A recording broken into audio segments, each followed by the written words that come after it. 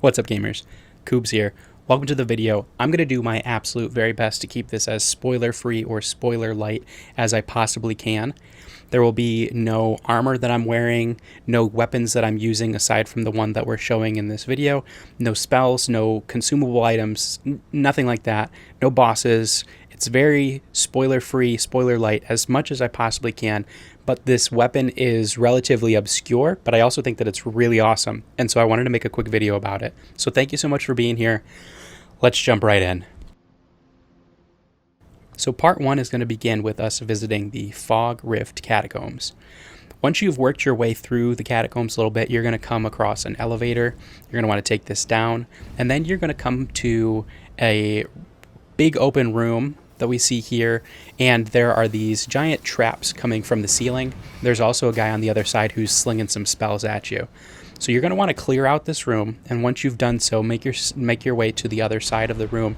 And when these traps come down, you'll notice there's this little compartment that you could almost jump right into if you wanted to. The best way to do so, I found, is to actually hop on the ledge from one of the sides here, and then as you kind of approach, you can kind of time it out and hop up. There's going to be a chest at the top. I'm not going to even spoil what's inside of this chest. So grab that, make sure that you don't miss it, hop back on, and we're going to take this across.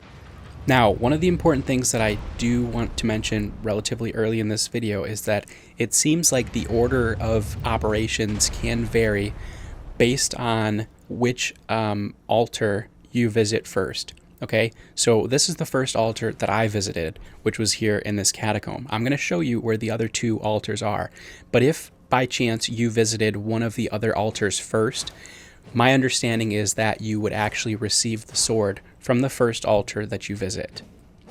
It's a pretty basic stone-sheathed sword.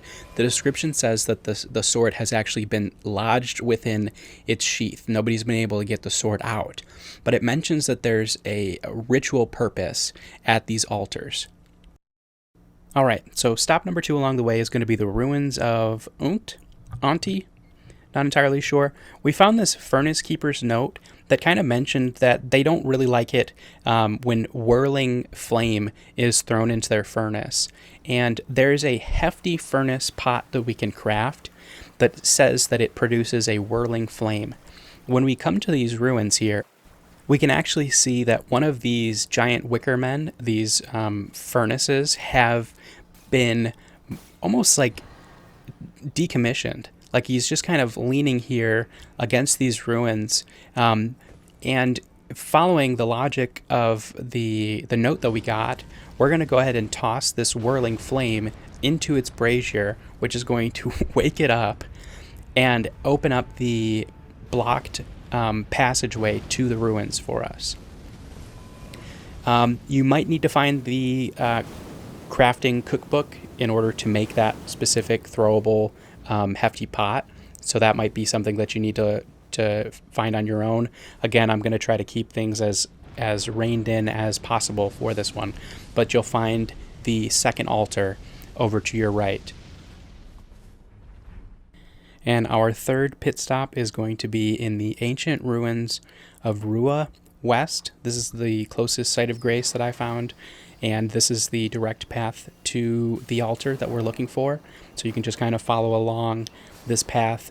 Once you get close, there will be some dangerous enemies nearby, so it might be something that you want to take your time working through this area, or you can just kind of run past them, your choice. This is going to be the third and final altar, and afterwards I'm going to kind of go over the complexities of this weapon and what makes it so unique and interesting. When you get here, there is no bridge, but you will see the altar on the far side, and you'll also probably see these messages.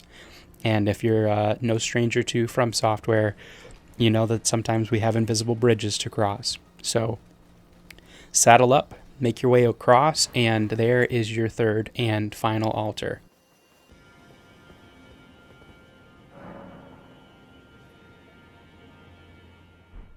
Alright, now for the fun part. We have the Sword of Darkness. Raises the sword aloft and cleaves surroundings in darkness. Deals holy damage and temporarily reduces holy damage negation. I read that as a debuff to your enemies. So if they get hit with this Ash of War, then it's going to reduce their holy damage negation.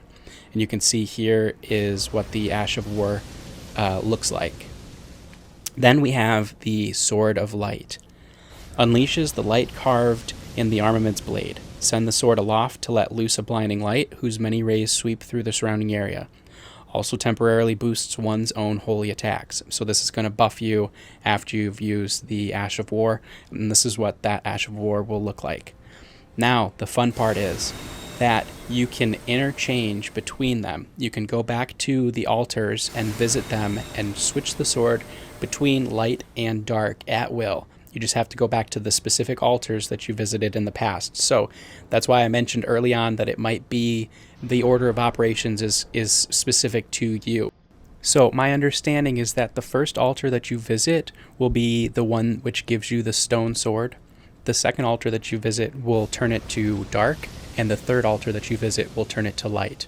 So you do want to sort of keep this in mind when it comes to the order that you visit the altars, because in my opinion, the first altar that we visited is the most difficult to reach, and so it would be the most out of the way for you to go to if you needed to change it to light or dark, if that makes sense. But yeah, awesome weapon, really excited about it. Hope you enjoyed the video. Thank you so much for being here. I tried my very best not to spoil anything that was outside of the parameters of this little side quest adventure that we were going on. I hope you're having a blast playing Shadow of the Erdtree. Peace and love, gamers.